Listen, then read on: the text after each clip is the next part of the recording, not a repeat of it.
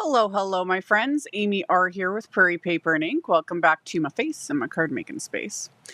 And a card using some of the newest Altenew February 2025 release. As of me doing or filming this intro, a lot of it's out of stock. It's been popular. They'll restock. Altenew and all the brands that carry it will restock ASAP. So yeah, is what it is. But I'm going to do a bit of an overview and a first impressions of the new Shimmer Relief Paste that Altenew released. They generously sent me all of them. They're very pretty. So I'm going to do very brief kind of swatch, first impression, and then I'm going to use them a couple ways on today's card. And then we'll get into them more and more as time goes on, because again, I think most of these, as of doing this intro, are out of stock. So we'll see when they get restocked, and I'll be using them more and all of the things. I used also one of the new layering die sets, some of the new inks, all the things. As always, I'll have a link to the new release in the description box below, so you guys can check it out if you're interested. And then I will, of course, list and link everything I used in the description box below the video. My links are affiliate links. That just means that if you click on one of my links and end up placing an order, I do get a little kickback from that at no extra cost to you. It is what helps pay the bills, keeps my heaters going, enables me to keep bringing out content. And also, the card I'm posting today is part of an Instagram hop to share inspiration with this release. And there's like giveaways and all sorts of things. So my Instagram is always linked in the description box below the video as well. So check it out. Follow me if you don't already. And that's it for all the housekeeping. Let's get into making the card. And the first part will be just me kind of mucking around and my, general thoughts and whatnot on these pastes. So let's get into it. So these are the initial release of the Shimmer Relief Pastes. And right now I'm just going to show just in the container, because I think my camera, hopefully it shows up on people's screens, but my camera was able to pick up. These are not just I've had metallic paste, I've had glitter paste, I have all the pastes. I have so many pastes. These are kind of, I would put in between metallic paste and glitter paste in terms of they have metallic, but they have a micro shimmer in them.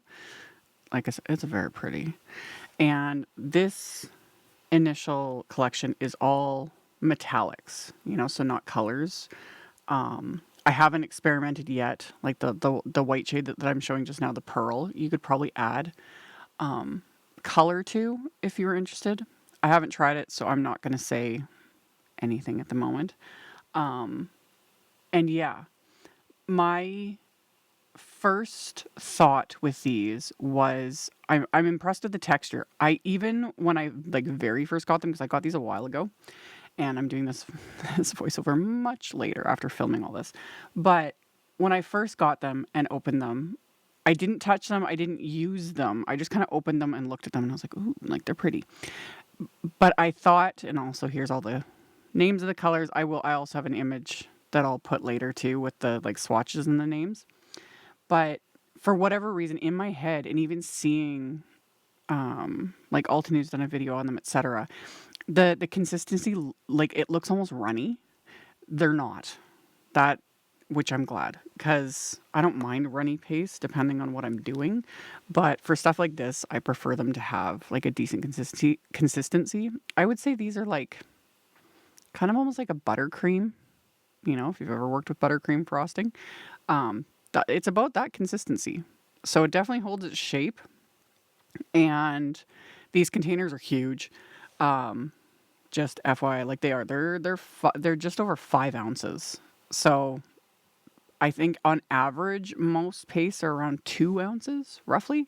So these are double that. So you get, there's a lot of product in here. And yeah, an easy consistency. This is your, I would say, standard consistency. If you've worked with metallic pastes in the past, this is generally what they are like kind of that buttercream consistency, not runny, and not too thick. you know, because some pastes also can be very, very thick, a little bit harder too, because, you know, they're meant for more texture. These, you can apply them thicker for thicker texture. All that means is they will take longer to dry, or you can, you know, spread them on very thin. Yeah. First impressions, you guys. Like, for now, all I did was swatch them out. I swatched them just on black cardstock and white cardstock. And I didn't even do like fancy swatch. I'll do proper ones later. I say that, I'm like, I'll get around to it later because I want to have like proper ones and, you know, label them and everything. But for now, this was just me kind of playing with them, seeing how they felt texture wise and how they like just spread onto the cardstock and how they looked on the cardstock. Because depending on what you're putting them on, that can always change too. Although if you're applying them with like thick, it kind of doesn't matter. But if you're applying them thin, they'll look slightly different. Specifically that pearl, that white one, that one is the most different. The other ones all look fairly similar, whether they're on black or white, because they've got a good amount of pigment in them. So I just spread them all onto the cardstock with one of the Altenew palette knives. Again, just kind of kept it thick on one end and then like really sort of thinned it out a bit. Let it all dry. So there's all the colors. I put them in the same order on both pieces of cardstock, you know, so just for a simple reference. And then I've talked about this a lot in past videos. I do highly recommend Press and Seal. I will have a link to it because for those outside of North America, it's not easy to get. And Simon Says Stamp does sell this in their store to ship like internationally. And for any paste, I do recommend Press and Seal. It just helps seal them and extends their life, because pastes are not going to, no matter what, pastes are not going to last forever. They're not meant to. They will dry out. But using Press and Seal does help. I don't always do this either, but pressing it down and removing all the air also will extend the life, because then you're removing the air from the container. It'll make them last longer. But do I always do this? No. I did it with these because these containers are big, and I was like, ooh, this would suck if they did dry out. So yeah, I do highly recommend putting Press and Seal on your pastes. And then, like I always say to you guys, like, use them. These are not something you collect, you know, and save for a rainy day in 10 years.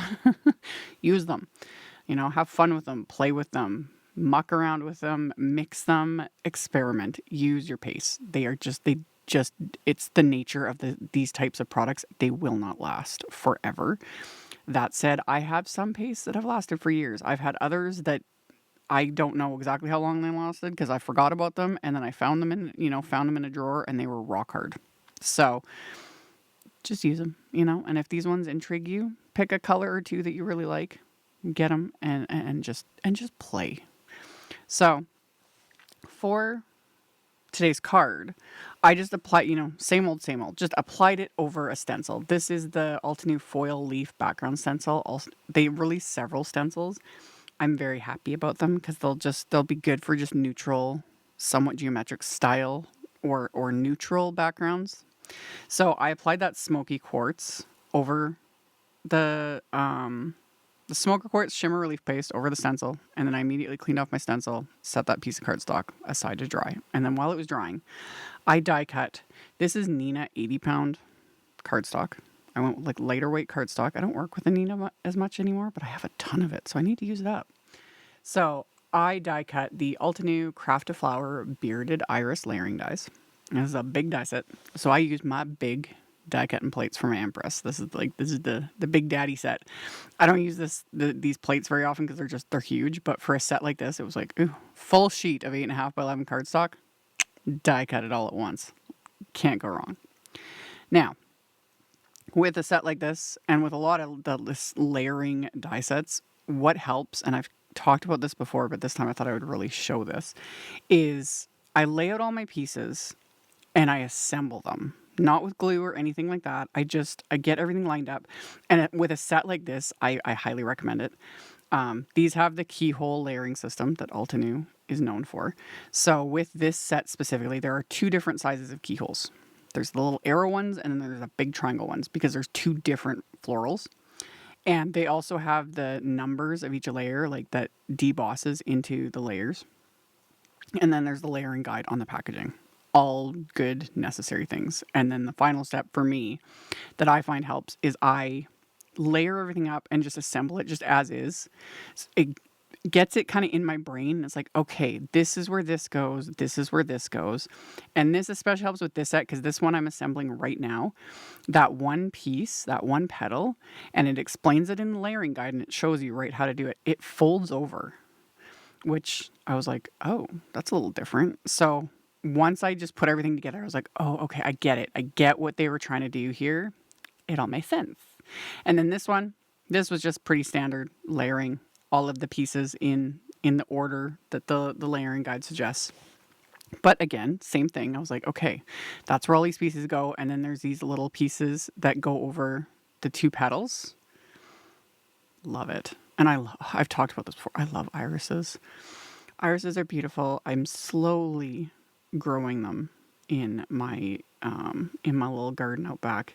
And yeah, it's a long process. I don't have soil that's very compatible, and also our climate isn't the greatest, but I'm getting there little bits at a time because I love irises, and nowadays we have so many amazing colors available. I love it. So, speaking of colors, for adding color to all of these, I am using like all the new inks. I use pretty much every single shade of they released 3 quads, so 12 shades. I used every shade except for one of the pinks. So for the greens, I used all of the shades. This is the new green quad, and I just used a Altenew mini blending brush and slapped that ink on. Like you can tell, or looking at it right now, the blend isn't that great. I don't care. It's going to soften and smooth out and do its own thing, and it'll look great. So I just, the more I work with these inks and other inks that are similar that I talk about that, smooth and dry back and, do their thing, it's like you just don't got to worry about it very much. I love that. So with the greenery, that's what I did. Set them aside.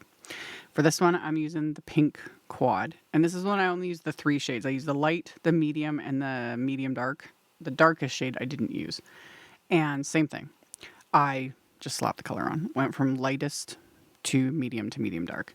And with this, I laid out the florals kind of in the way they're going to be arranged, just to give me that, again, that just sort of visual guide. And I was like, okay, like this one's you're not going to see this part, you're not going to see this part, da-da-da-da. But also, again, kept the blending simple. You can always step it up. I recommend, though, just playing around. Playing around at first. And then once you get comfortable with the set, start experimenting with the blending. Use the side of the brush to get those details and create curves and all those sorts of things. I love other makers too, like JC that does a lot of design work for Altenew. Chef's kiss. Dawn Woolslegel from Dawn Plus 9. She's another one that just, the ink blending on florals. It's like they make them look real. I love it. Do I do those things? No. I sit back and appreciate them doing it. Me, you guys know, I fly by the seat of my pants. I slap the things on, add some splatter, call it a day. But again, it's fun to do that. But then, when you have the time and the energy and you want to put in the effort, step it up and do those like blending techniques, and the sky's the limit. It's so fun. So I did the pinks on the one iris, and then this one I'm using the new purples, which I'm very excited about. These purples are gorgeous. And I was only going to use the 3 shades on this one, but then I went in with the darkest shade, the Midnight Violet. This one is a very much of a pink undertone, the darkest shade. And I used a lighter hand with the darkest shade and just completely covered these with it. And it just, chef's kiss. I love it. Love it. These colors were just so necessary. Very spring. I love, I'm in the frozen north up here in Saskatchewan, and it's just white everywhere, snow everywhere. So I really had fun making these, and then it's like I can't wait till my irises come back. Hopefully they all come back, and hopefully I can get them to start, spreading and growing more. Because technically irises do grow like weeds, but I haven't yet accomplished that with my own. So we'll see. Anyway, after I was done all my blending, it's time to assemble. So I just used some craft tacky glue to adhere these. And again, you can't really see it now at this point, but there are like little deboss numbers, like 1, 2, 3, 4, etc. for the layers. And then this one has that one piece here that you fold over. And it does, once you do it once, it just makes sense. It's like, okay, a little odd. But then once you get it put together, it's like, okay, I get what they were trying to do here. So I adhered it. I did off camera after this was done, and I would have done this before, but I wasn't sure. You can see just a hint of the white. So next time I use this, I will blend the back portion of that one piece with whatever inks I'm using just to conceal that. But I just went in off camera. I ended up taking just one of the like tiny micro blending brushes and just like poked some of the pink ink onto that one spot that the white was kind of showing through, and it was fine. It was fine. So yeah, you fold over that one piece, and then the last two petals kind of like tuck in to it. It's hard to show on camera, but it's one of those things like once you do it, it's like, okay, this makes sense. I get it. This works. Love it. And it makes this little bearded iris, which they're lovely. They're such lovely flowers. I love them. Yeah. Yeah. I'm just like, I can't wait. I miss my flowers. And I also wish they lasted longer. Because, yeah, when they bloom, they don't last very long, sadly. But they're worth it. So I adhered all the little bits and pieces. And then with this one, I just took a thin foam square. My camera kind of freaked out there for a second. And stuck it there to the one petal that's, folded over. So I just like popped it into place with a little foam square. And there we go. So we got that one. And then the purple one, again, is even easier to assemble because you just go 1, 2, 3, 4, 5, 6, 7, So this one adheres directly to the stem. You could skip that, do whatever works for you. And then there's the two individual pieces that layer over the petals, in typical iris fashion. So we get these ones into place, and then those two pieces go onto each of them, and the layering guide just shows. It all just fits together. It all just makes sense. So get those adhered, and then the final pieces just cover up the base of this iris here. So get these into place, and then reverse tweezers again for the win for the smaller pieces. So makes it a little easier to see where things go, so I'm not getting my fingers in the way. And then this final little piece just covers up that little keyhole design. Love it. Like, aren't these pretty? That's the thing too that I really love about like all these like layering wafer dies and the stamps we have and all the things. But it's so fun to be able to make our own flowers, especially, times of the year where there aren't any. It's like I can make my own. So I adhered these to that background that I had stenciled with the Smoky Quartz Shimmer Relief Paste. And then I'm going to splatter some white gouache, like the Altenew white gouache that I've been using for however long, since I bought it, a year ago, whenever it was. I could have actually done the splatter with the Pearl Shimmer Relief Paste. I'll be doing that in upcoming videos. Just stay tuned. But I could have used that because these pastes are water-based. You add a bit of water to them to thin them out, and you can splatter with them. Trust me. Oh, I was very excited when I was mucking around, and I was like, oh, yes. You guys know. Give me more things to splatter with, and I will do that. So I splatter with the white gouache. For my sentiment, I pulled out, this is the Timeless Sentiments die set. This came out forever ago. This is an oldie but goodie favorite of mine. And I die cut just the Hugs word from black cardstock, stacked a couple layers together. I didn't use the outline, just the die cut. And this is another way you can use these pastes, is applying them with a sponge. I've shown this with other pastes in the past. This works with almost any paste within reason. I just take a little bit, and you want to work on like a non-porous surface. I'm just using my glass craft mat, but just something non-porous. And you just kind of work the paste into the sponge and then apply it. Now I'm applying it to the die cut. You could also do this over a stencil. The thing to remember is you will get, you might have to build up layers because it applies a very thin amount, or I'm applying a very thin amount. I find that just works the best. And it creates a very different look, not just with these pastes, with almost any paste you use. If you're going to use a sponge, it's going to create a different look because it's not being applied like smoothly. The sponge creates texture, which is fun. And I wish you guys could feel it. As this dries, like you can feel the texture. It's neat. It makes it not as reflective because of that texture. So, and I'll show that at the very end when I tilt the card in the light. It's neat how the exact same paste applied over the stencil on the background and applied with this sponge over the sentiment creates a totally different look. It's kind of fun. And yeah. And then to clean it up, just water. And I do the same thing with this little sponge. Like normally, you know, I talk about I don't clean my blending brushes, etc. Something like this I do clean, because if you don't clean it, the sponge is done for. The paste will dry in it and it'll be hard as a rock, or, you know, all gummed up with the paste, and it's useless. So I just clean it with water. And I always keep a sponge applicator. I'm using this little tiny Tim Holtz one, but I've used normally like the larger ones. But I always just keep one of the sponges dedicated towards like paste. And I clean it every time. And generally I have yet to actually like need to throw it out. I can just keep reusing it. So I cleaned everything up with water and set everything aside. This dries when you apply it with a sponge paste like this. It dries very quickly, which is also nice. And then on the inside of my card, it's a top folding A2 white note card. So 4 1/4 by 5.5 inches. I'm using that same foil leaf background stencil again. And I had stuck this to my Altenew sticky mat. And then I'm just using, this is Morning Frost fresh dye ink. I wanted the inside to be neutral. I thought about using like either the lightest pink or the lightest purple from the quads I used for the flowers. But I really like how the flowers just pop on the very black, like neutral, smoky quartz background. So I wanted to, you know, continue that onto the inside. So just a nice light, warm gray ink. So I blended that with one of the Altenew small blending brushes just over the background stencil onto the inside of the card.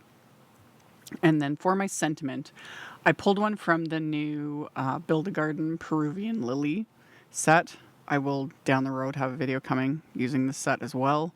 Because again, as I'm doing this voiceover, I think this set's sold out. It was very popular. It's gorgeous. Large florals. You all get me. We all know. But not just the florals in that set that I love. The sentiments. There's some really good sentiments in there. So I pulled one of the sentiments from the set. And I'm just stamping it with an acrylic block onto the inside of the card with Altenew Obsidian ink. And yeah, it just says, hoping life brings you happiness and peace. Such a, the sentiments, man, they got me. So that was the inside of the card. And then I adhered the card front to the card base with craft tacky glue, just like so. Could have left it here, but I also had embellishments I wanted to use that were part of this release as well, because they released 2 more sets of like enamel dots, and I used both. There's the Bubblegum Dreams enamel dots and the Whispering Woodland enamel dots, and these are self-adhesive. So I stuck just a few onto the card, just because. Just kind of tucked them in, the big ones like I like to do, just kind of tucked them under the petals there. And like I said, you could skip this, you know, but I can't help myself. I can't help it. So I'm going to stick these into place. And then when I tilt the card, you can see that Smoky Quartz, which is one of my faves.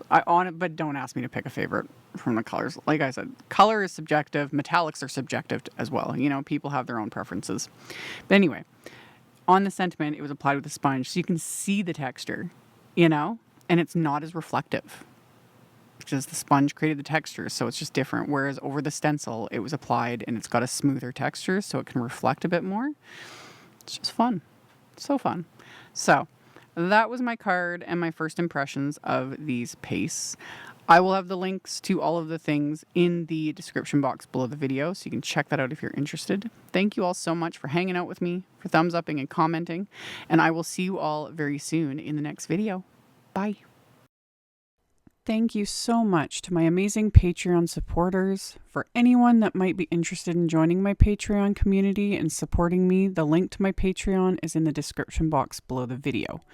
For everyone else, as always, thank you all so much for taking the time to watch my videos, for thumbs upping, commenting, subscribe if you haven't, I'd love to have you. And here's a couple other videos for you to check out in case you missed them. Bye!